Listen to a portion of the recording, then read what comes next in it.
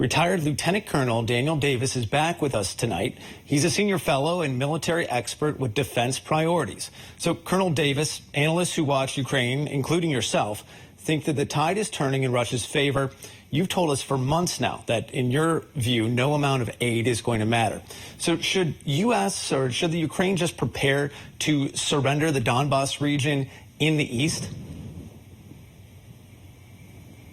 Well, that's, of course, a decision that only the Ukraine leaders and their peoples combined together can make. And, it's not an easy call. I'll certainly say that. It's a lot easier for me to make an impassioned and military assessment, a political and diplomatic assessment.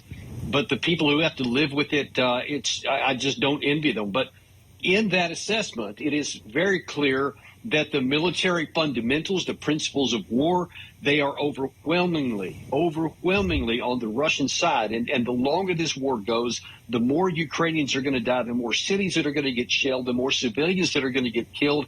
And look, eventually, like really everybody's saying, eventually this will be settled diplomatically. But the longer it goes, the worse deal I think that the Ukraine people are going to end up with. And so that would seem to indicate that it's in their interest to make the best deal they can as fast as they can. Yeah, and picking up on that point, the NATO Secretary General says we should expect a war that will sustain for years. So if you're right that no amount of aid is really going to matter that much, Russia is going to win anyway, what should the United States and Western allies be doing right now? Is all of this support just wasted money, like some members of Capitol Hill are saying?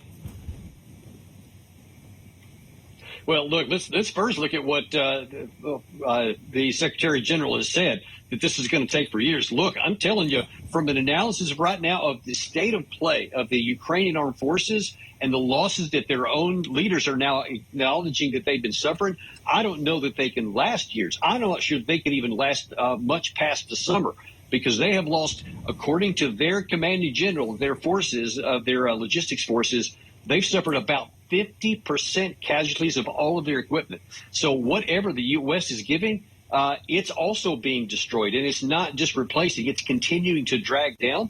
And they're losing upwards of 1,000 total casualties per day. A few times it's reached 500 killed in a day. You just can't sustain those losses. So if anybody's thinking that we just need to keep giving weapons that'll last years, they may be disappointed, because Ukraine may not be able to last that long. We got to be honest about that. Well, that's a pretty big assessment there. And let's focus in a little bit more. Is there more the United States and other countries should be doing to help the people in the port city of Mariupol? The Russians seized it in May, and by all accounts, it's a humanitarian catastrophe, quite frankly. 100,000 people or so are there and don't have clean drinking water. So putting the military aid aside, is there anything the U.S. and its Western allies should do to help with the humanitarian part of this? Well, it's something that just really screams to be done. It's just obviously extremely complicated, because that means you have to cooperate with the Russian side, who is now in complete control administratively of the city.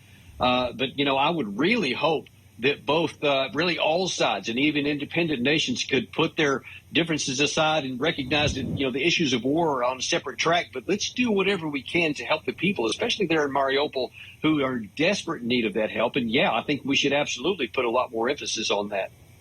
Yeah. All right, Lieutenant Colonel Daniel Davis, as always, your expertise really helps give us a context of the reality of war. Thank you so much.